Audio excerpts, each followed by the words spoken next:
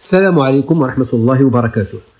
من مارس 2011 وسوريا كتعاني من أزمة معقدة بقات كتكبر شوية بشوية، بدات باحتجاجات سلمية ولات نزاع مدمر اللي يزعل ليه دابا أكثر من 10 سنين. ومع الإعلان على سقوط نظام بشار الأسد في 8 دجنبر 2024 البلاد دخلت لمرحلة جديدة كلها تحديات كبيرة. في هذه القراءة العامة ومن خلال قناتكم قناة أفلا وسيف أي تمزار الرسمية غادي نشوفوا الأزمة السورية من بدايتها حتى الوقت اللي طاح فيه نظام بشار الأسد، وغادي نديروا تحليل عام بسيط على جميع الابعاد السياسيه العسكريه الاجتماعيه والانسانيه اللي كتعلق بهذا الموضوع. الازمه بدات في مارس 2011 في مدينه درعا، فين دلعت احتجاجات سلميه كيطلبوا فيها الناس بالحريه والكرامه، مستلهمين احتجاجاتهم من الربيع العربي اللي كان داير ضجه في المنطقه العربيه خصوصا والعالم بصفه عامه. الاسباب كانت متجذره في سنين ديال الفساد، القمع السياسي والتدهور الاقتصادي. النظام السوري استعمل العنف المفرط باش يقمع المظاهرات، وهذا اللي خلى الاحداث تتطور، ومن بعد الاحتجاجات ولات حركة معارضة كبيرة. المعارضة براسها كانت فيها انقسامات بين فصائل مدنية ومسلحة، وشي اللي خلى احتجاجات ديال الاتجاه ديال النزاع المسلح المفتوح. وفي نفس الوقت النظام استعمل اللغة طائفية باش يزيد يشتت المجتمع ويبقى متحكم في السلطة، وهذا اللي غدا الانقسامات بين مكونات الشعب.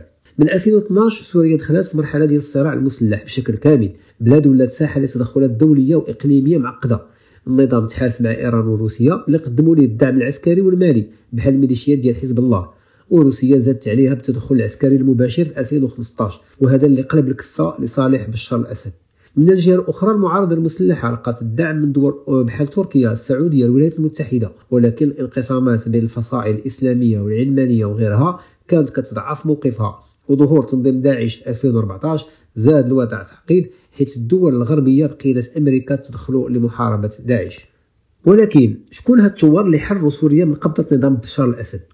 الثورة السورية اللي بدات 2011 وبقات مستمرة حتى سقوط نظام بشار الأسد في دجنبر 2024 ما كانتش حركة واحدة متجانسة، ولكن شاركوا فيها بزاف ديال السوريين من طبقات اجتماعية وسياسية مختلفة. الثوار اللي طيحوا النظام ماشي كتلة وحدة، ولكن كانوا مجموعات متفرقة بين المعارضة السياسية السلمية والمعارضة المسلحة.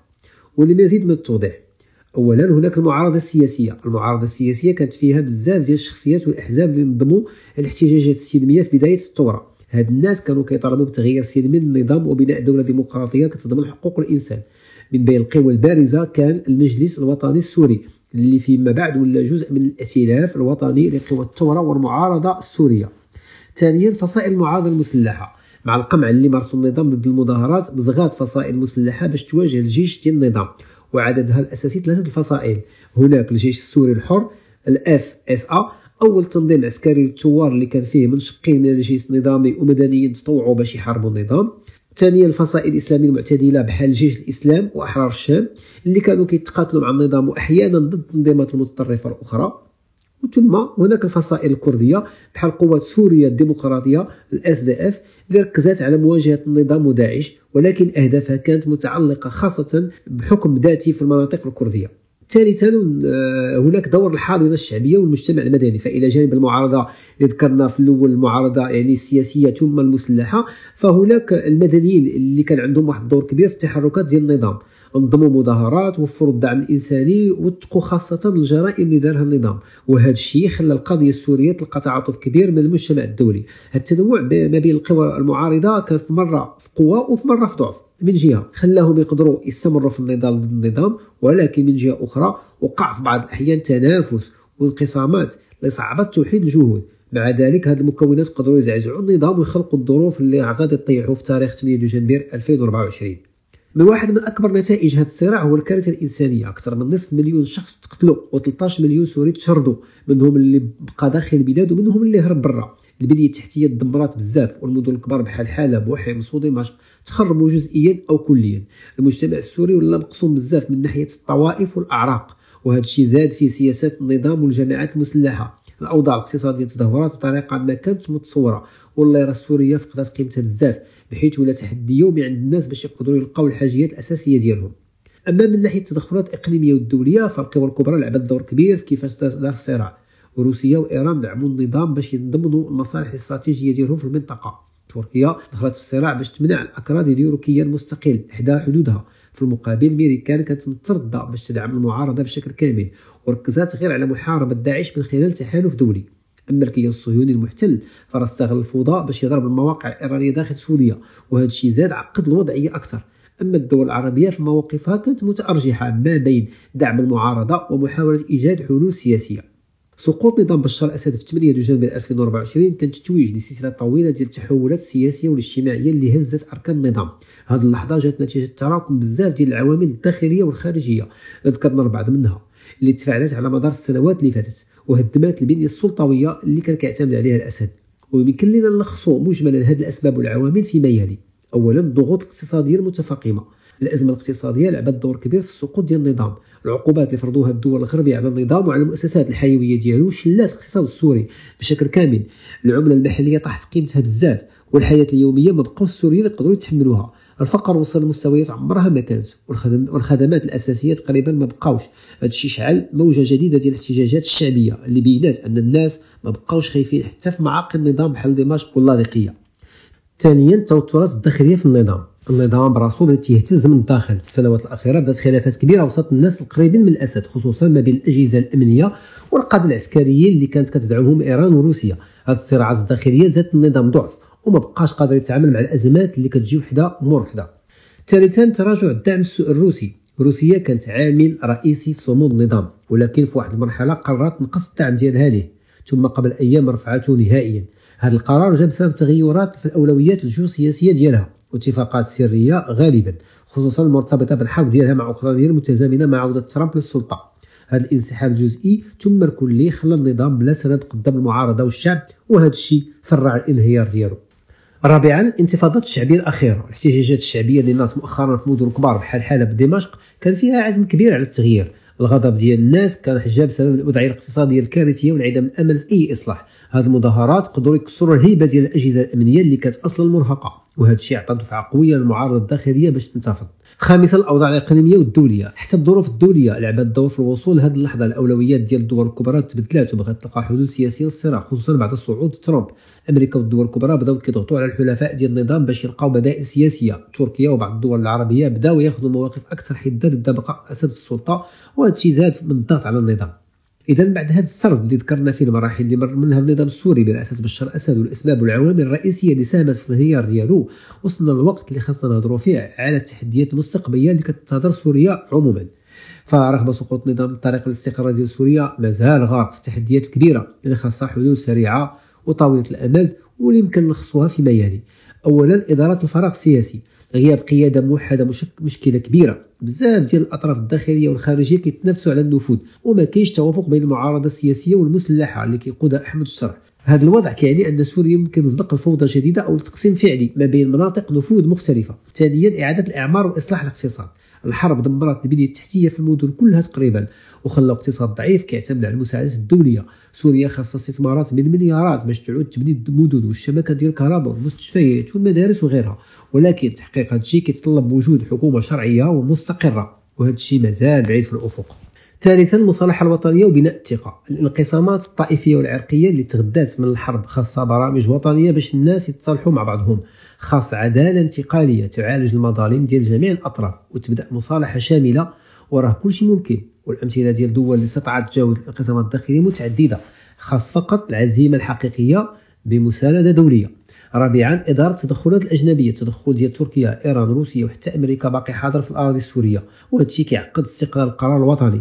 سوريا خاصها مسار تفاوضي جديد باش تنقص من هذه التدخلات وتضمن السيادة ديالها على المدى المتوسط والطويل. خامسا، الأزمة الإنسانية المستمرة. الملايين ديال اللاجئين والنازحين خاصهم يرجعوا لديورهم، ولكن هذا الشيء خاصو عودة الأمن وإصلاح البنية التحتية في المدن اللي تخربت. التحديات السياسية واللوجستية كتصعب هذا الهدف في المستقبل القريب، رغم أننا شفنا البارح طوابير طويلة ديال سيارات اللاجئين السوريين اللي شادين الطريق من تركيا لسوريا، وهذا الشيء عنده إيجابيات ويمكن أنظر سلبيات. الناس باغيين يرجعوا لبلادهم وديورهم وممتلكاتهم، ولكن حذاري من اللي باغي يرجع من أجل مصالح أخرى غير وحدة واستقرار سوريا. أخيرا أو بشكل عام، من آخر التحديات المستقبلية كتنتظر سوريا إعادة بناء الدولة والمؤسسات. نظام الأسد هدم المؤسسات كلها تقريبا باش يبقى مسيطر بوحده على الوضع.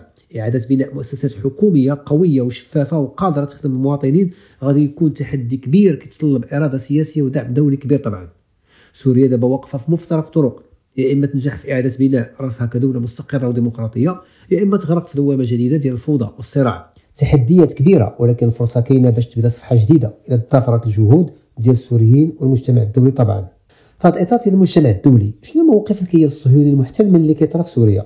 من نهار بدات الثوره السوريه الكيان المحتل خدا موقف معقد وملتبس تجاه اللي كيطرا فيها، فرغم انه ما اعلنش رسميا على دعمه لاي طرف، التحركات ديالو في الواقع بينات استراتيجيه واضحه كتخدم المصالح ديالو الامنيه والجيوسياسيه اولا واخيرا، بدعم طبعا من الحلفاء الاستراتيجيين على راسهم الامريكان.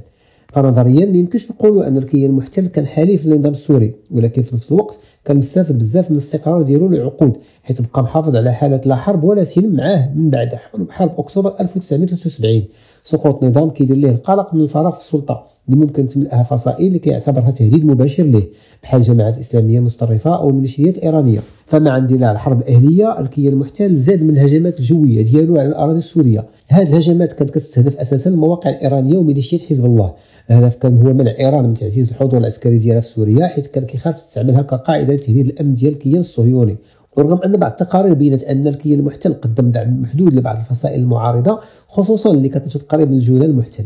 الهدف من هذا الدعم كان هو منع ايران وحزب الله من السيطره على هذه المناطق، وفي نفس الوقت تخلي الصراع السوري بعيد عن الحدود مع الاراضي المحتله. واخا الاقدام ديالو الباحث على ضرب مقر المخابرات السوري مباشره بعد سقوط نظام الاسد كيطرح العديد من علامات الاستفهام، واولها شنو باغي يخفي الكيان المحتل عن طريق هذه الضربه. وعموما اليوم مع سقوط نظام بشار الاسد الكيان الصهيوني كيواجه تحديات شديده، رغم انه ممكن يستافد من تقليص النفوذ الايراني في سوريا، الا ان حاله عدم الاستقرار ممكن تولد تهديدات جديده واكثر تعقيد.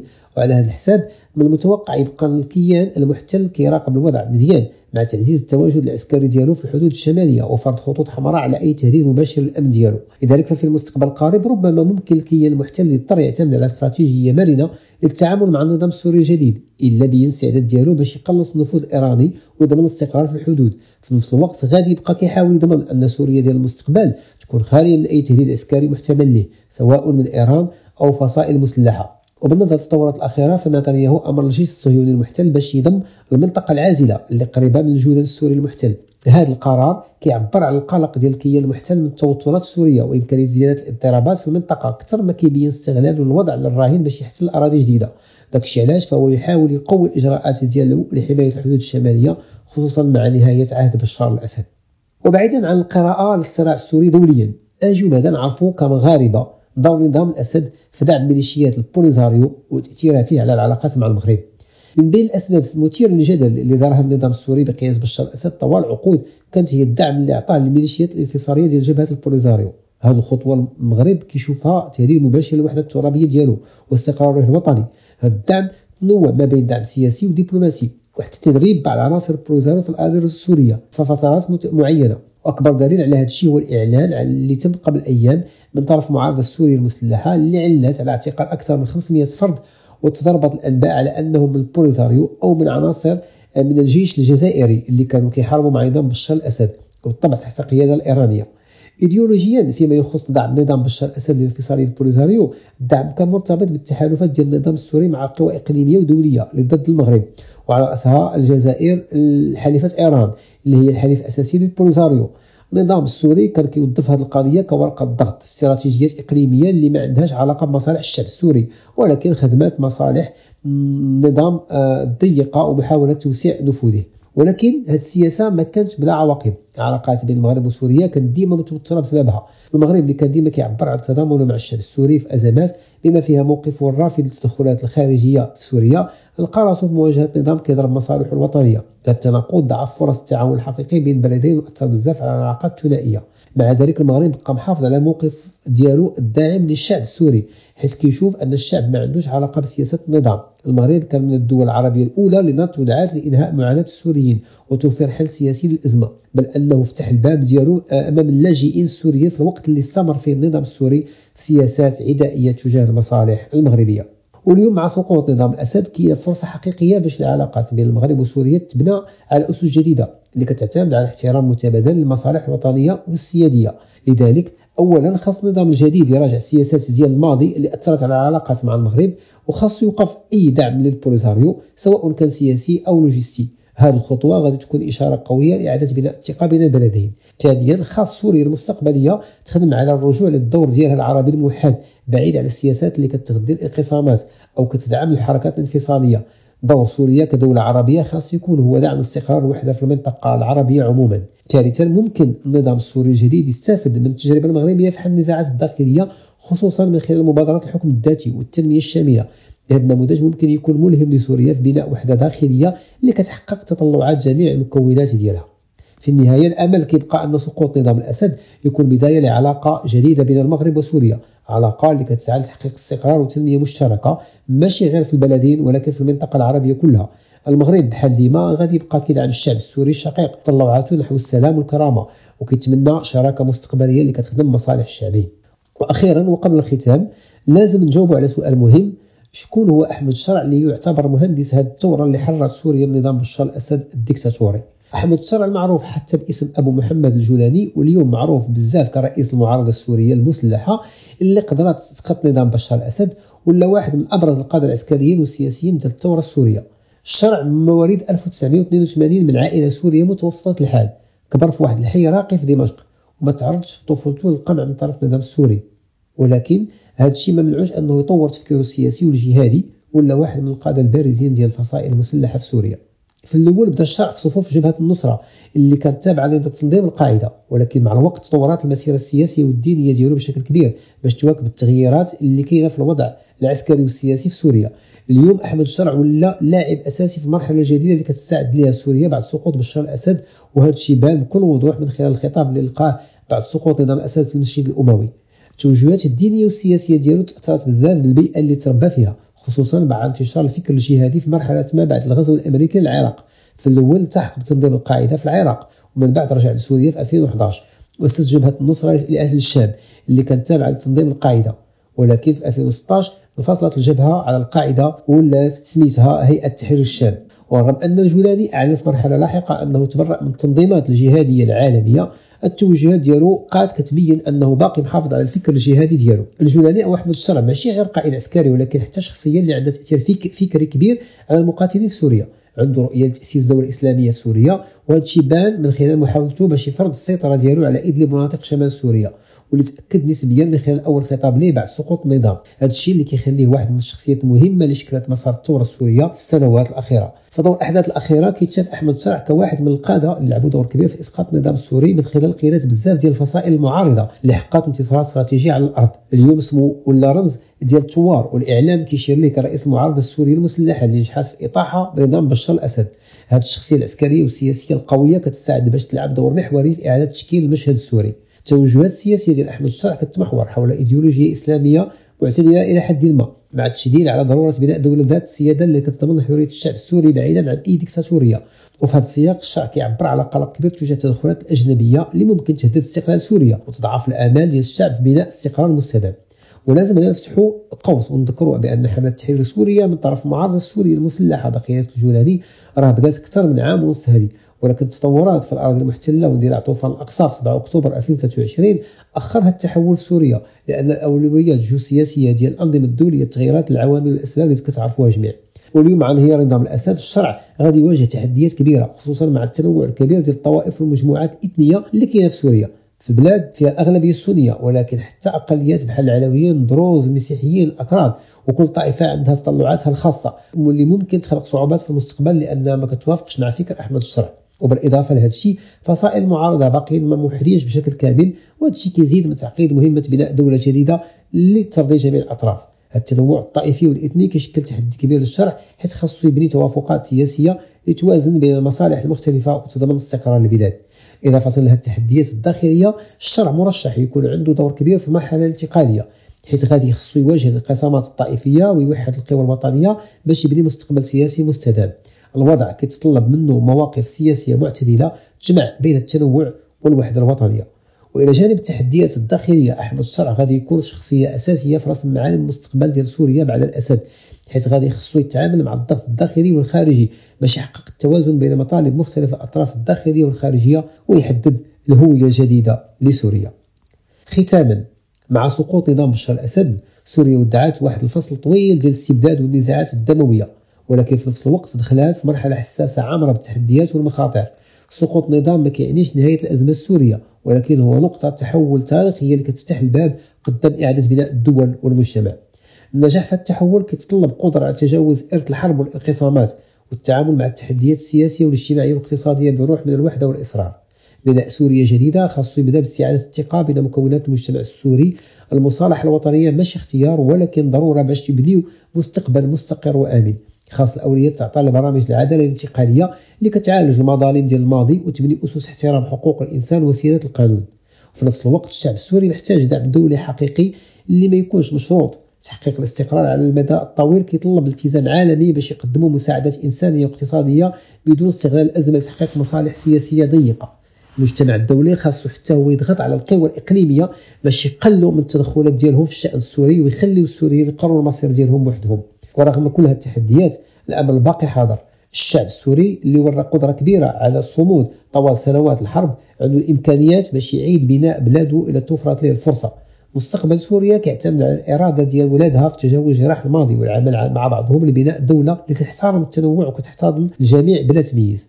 بهذا الروح سوريا ممكن تحول المأساة ديالها لنقطة انطلاق نحو بناء نموذج جديد للدولة العربية الإسلامية الحديثة، دولة مبنية على العدالة والديمقراطية والتنمية. رغم كل موقع سوريا عندها فرصة ترجع للدور ديالها المحوري في المنطقة والعالم، ولكن تحقيق هذا الحلم كيطلب قيادة شجاعة وشعب موحد وشراكات دولية مبنية على الاحترام المتبادل. قناة أفلا وسيلة التمثال الرسمية كتشكركم على المتابعة وإلى فرصة قادمة بحول الله، والسلام عليكم ورحمة الله وبركاته.